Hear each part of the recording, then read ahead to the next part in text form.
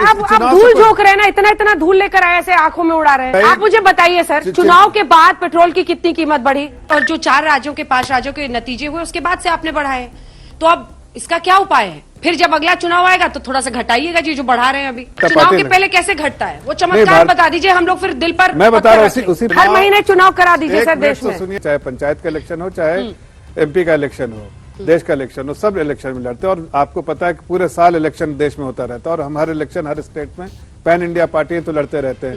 इसका इलेक्शन से कोई लेना देना नहीं। झूठ बोल रहा है। आपको धन्यवाद कह दे सर। नहीं, सभी बोलिए, आपको धन्यवाद कह देते हैं। नहीं, धन्यवाद कहिए ना कहिए, लेकिन धन्यवाद कहते हैं कि 100 के ऊपर पेट्रोल की अंजना जी, मैं 2-3 बातें कह दूं, उसके बाद आप मुझे धन्यवाद कहिए। आपने कभी सरसों तेल, ग्राउंडनट ऑयल, ये सब 200 रुपए लीटर खरीदा था? नहीं। सर ये मेरा सवाल है कि महंगाई इतनी बढ़ रही है, ठीक है, तो आपसे कोई सवाल नहीं पूछेगा, आप स्ट्रेटेजी बता दीजिए बस कि कब कम हो रही है महंगाई। चुनाव होंगे जब कम करेंगे। हाँ, अभी 8-10 महीने बाद क्या स्ट्रेटेजी है तो सबको पता है। हाँ, प्राइसेस इतने हाइक हो रहे हैं, जो अमीर लोग हैं वो तो गुड्स एंड सर्विसेज ले लेंगे, लेकिन जो बिलो पॉवर्टी लाइन है उनका क्या होगा? ओ हम दो, हमारे दो को कहाँ चिंता है। क्या बढ़िया था गुरु।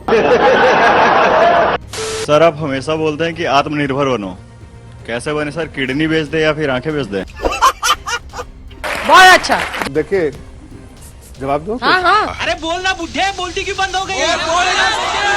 ना तो किडनी बेचने की जरूरत है, ना तो कोई और आपको कुछ और ऐसे करने की जरूरत है। देश आगे बढ़ रहा है, देश के साथ चलिए, देश आप भी ठीक रहेंगे, देश भी ठीक रहेगा। आज देश की स्थिति है, इतनी मजबूत स्थिति है जहां पर आप जैसे युवा पीढ़ी को मैं कहता हूं कि जो खुशकिस्मत है कि आज हिंदुस्तान में पैदा हुए हैं। देख रहा है विनोद कैसे बात को घुमाया जाता है। इसलिए कि युवा पीढ़ी के लिए जितनी जो अपॉर्चुनिटीज इंडिया में है, शायद दुनिया के किसी कोने में नहीं है। सर ये मेरे सवाल का जवाब नहीं है।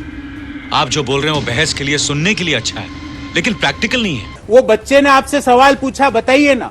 और मेरा छोटा भाई भी आपसे वही सवाल पूछ रहा है कि नौकरी नहीं मिल रही। जफर साहब, आंखें बेचे, कलेजा बेचे, क्या बेचे? नौकरी नहीं मिल रही है। MBA करने के बाद उस बच्चे को नहीं मिल रही। क्या दिया लोगों को? आप लोगों को गुमराह करते रहे, उसको मैं कहाँ भेजूं जहाँ उसको नौकरी मिल जाए? आप लोगों के बच्चे को कहाँ भेजूं? बच्चे को तो नौकरी मिलेगी। खड़े हुई है, खड़े हुई है।